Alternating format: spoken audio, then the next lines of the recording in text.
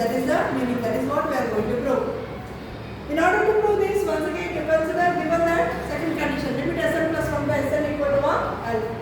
We are going to apply the definition of the limit of the convergence of the sequence. That means what? For each epsilon greater than 0, there exists M belongs to N such that modulus of Sn plus 1 by Sn minus L will be less than epsilon for all n greater than or equal to M. So where are these terms? These terms are going to lie between L minus epsilon and L plus epsilon. So L minus epsilon is less than Sn plus 1 by Sn, that is less than L plus epsilon for all n greater than or equal to M. Now put n equal to M, M plus 1, M plus 2 and so on, n minus 1 in the above equation. So what is going to happen? L minus epsilon is smaller than Sn plus 1. Instead of n you now apply M. So Sn plus 1 by Sn, that is less than L plus epsilon. When n equal to M plus 1, what is going to be in this equation? M plus 1 plus 1. That means M plus 2 divided by Sm plus 1. So L minus epsilon is smaller than Sm plus 2 by Sm plus 1, that is less than M plus epsilon. And go on. When you substitute when n equal to n minus 1, this becomes L minus epsilon less than Sn minus 1 plus 1. That becomes what? Sn. Sn by Sn plus 1 is smaller than L plus epsilon. So like this, how many inequalities? N minus M number of inequalities will obtain. Now you multiply all. Now there are three different categories. Left hand side, all the terms are L minus epsilon only. So L minus epsilon into L minus epsilon into L minus etc. L minus epsilon. How many number of times? L minus M. So this becomes L minus epsilon whole to the power of N minus M.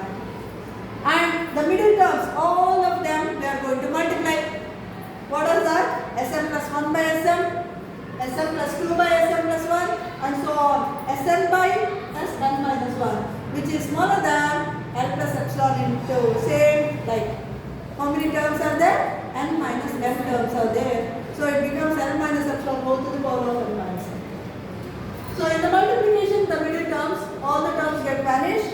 We are remained only with Sn by Sm. So this number, this ratio Sn by Sm, it lies between L minus epsilon whole to the power of N minus M and L plus epsilon whole to the power of N minus M. Now once again multiply with Sm and M is fixed for all n greater than or equal to M everywhere. So M is fixed. So I am going to separate L minus epsilon whole to the power of M into Sm. I am going to bring down this L minus epsilon whole power M, that is smaller than Sn, that is smaller than, once again multiply with Sm. So Sm by L plus epsilon whole to the power of M into L plus epsilon whole to the power of N for all M greater than or equal to M. Call this inequality as equation number 1, inequality. Now what is going to happen? What is going to happen now? Case 1.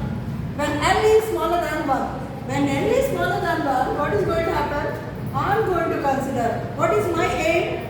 If L is smaller than 1, I have to show that the sequence is convergent. If L is greater than 1, the sequence is going to be divergent. If the bigger sequence is going to be convergent, automatically the smaller sequence is also going to be convergent. That we have learned.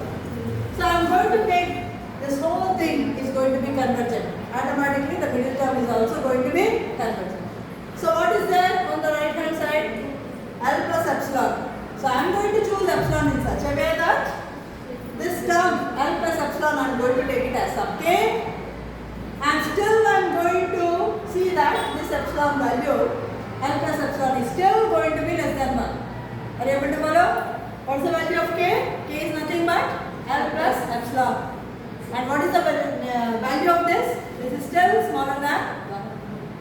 Suppose 0.2 whole square. What do you get? 0.2 whole square? 0.04. 0.2 whole cube? 0.008. Suppose you consider 0.2 whole to the power of 4.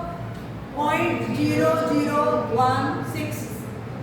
Suppose you take 0.2 whole to the power of 5, then you will get 0.00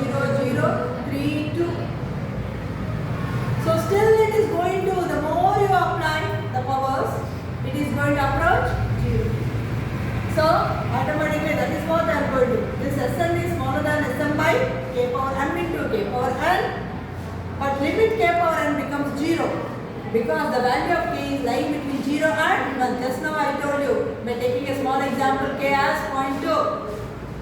So automatically limit k power n becomes what? 0. That means 0 into this term, fixed number, that is also going to be 0. If the upper sequence is going to be 0, the smaller sequence is also going to be 0. So limit Sn is equal to what? 0. That means it converges to 0. So first part we have proved. I am going to prove the second part, that is when L is greater than 1. Here I have taken L is smaller than 1. And now I am going to prove when L is greater than 1, the sequence is going to be divergent. Okay, right.